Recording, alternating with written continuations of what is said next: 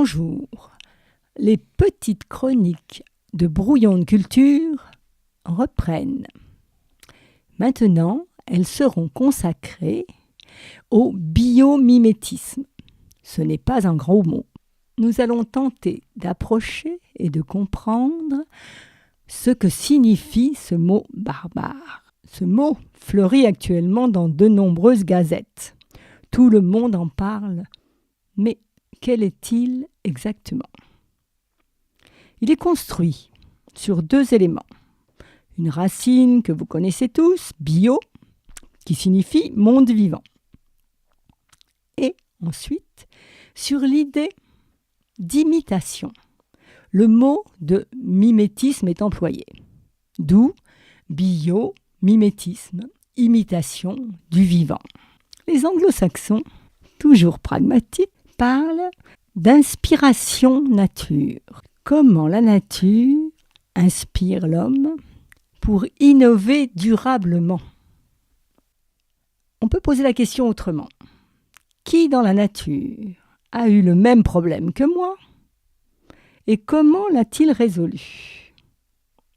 Ceci définit le fondement de cette démarche.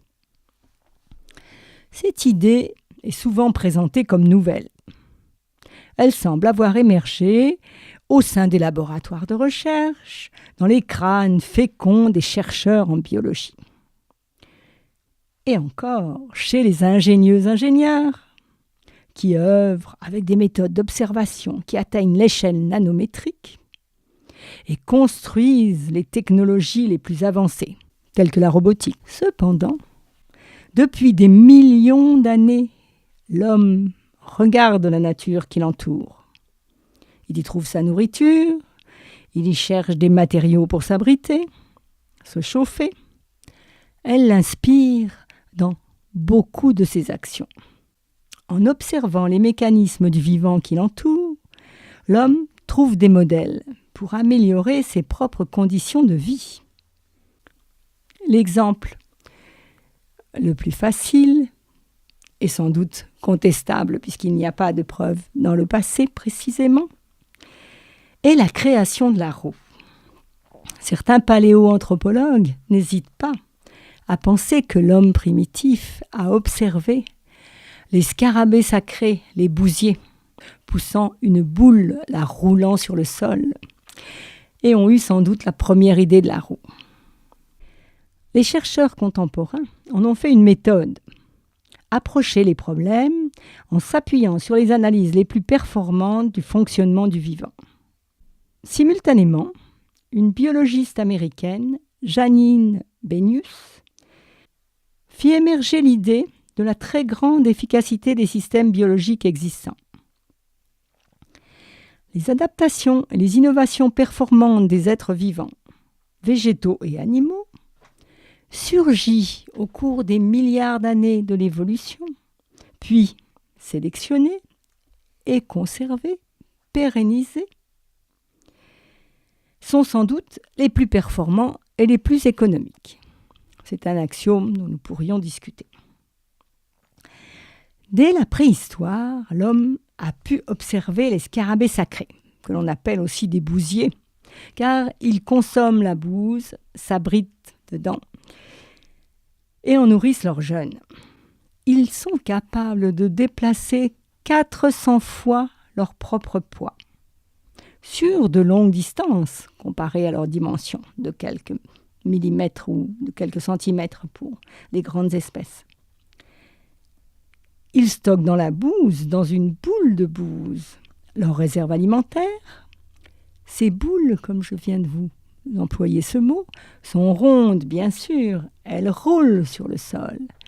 Et l'insecte les pousse sur des distances de plusieurs centaines de mètres pour les placer dans un terrier où il mettra sa nouvelle génération. Il a donc une efficacité remarquable en utilisant quelque chose qui roule. Un autre aspect du biomimétisme, très ancien et en même temps toujours vivant, c'est l'envie de l'homme de s'élever au-dessus du sol, de voler, regardant les oiseaux, les chauves-souris, les insectes volants, tels les libellules. Il a imaginé à travers le temps des engins volants. Le premier de ces inventeurs géniaux, dont nous avons gardé la trace à cause de ses dessins qui sont conservés dans les grandes bibliothèques, est bien sûr Léonard de Vinci. Début du XVIe siècle, il imagina une première machine volante. Elle possédait 4 ailes, des ailes qui se mouvaient de façon asymétrique, comme celles des libellules. Si vous les regardez voler, vous verrez que les ailes antérieures et postérieures ne sont pas synchrones et qu'elles s'élèvent de façon discontinue. Il a construit cette machine, il l'a d'abord dessinée avec précision, en copiant la morphologie des ailes de libellule. Ces schémas seuls témoignent de son travail. Ce projet demeura simplement réfléchi, dessiné, rêvé sans doute, et maintenant dédié à la postérité. Très récemment, et nous en reparlerons, les constructeurs de drones s'en sont inspirés. Léonard de Vinci ne s'arrêta pas en si bon chemin. Il regarda les oiseaux voler. Leurs ailes battaient, elles, de façon synchrone. Elles ne sont que 2 et non pas 4. Il réalisa, avec du bois léger, une machine qu'il concevait à propulsion humaine. Il l'appela l'ornithoptère, qui a des ailes d'oiseau. Elle vit le jour. Elle avait 2 ailes, semblables à des ailes d'oiseau, mais ces ailes devaient être activées par la propulsion humaine. Un homme prenait place dans l'ornithoptère et devait, avec la simple force de ses bras, actionner la machine qui allait le porter et lui faire quitter le sol. Bien sûr, l'expérience échoua.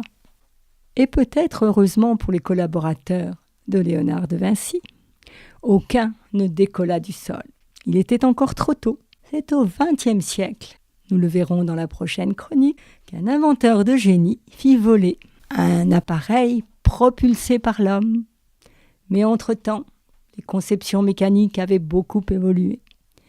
Et l'homme pouvait s'aider pour faire s'élever du sol, pendant au moins 200 mètres, cette machine remarquable, créée en 1970. Si vous désirez voir des belles images, des dessins, des schémas et des rêves de Léonard de Vinci, n'hésitez pas à vous rendre sur le site de la Bibliothèque nationale de France, Gallica, et d'y chercher les dessins de Léonard de Vinci.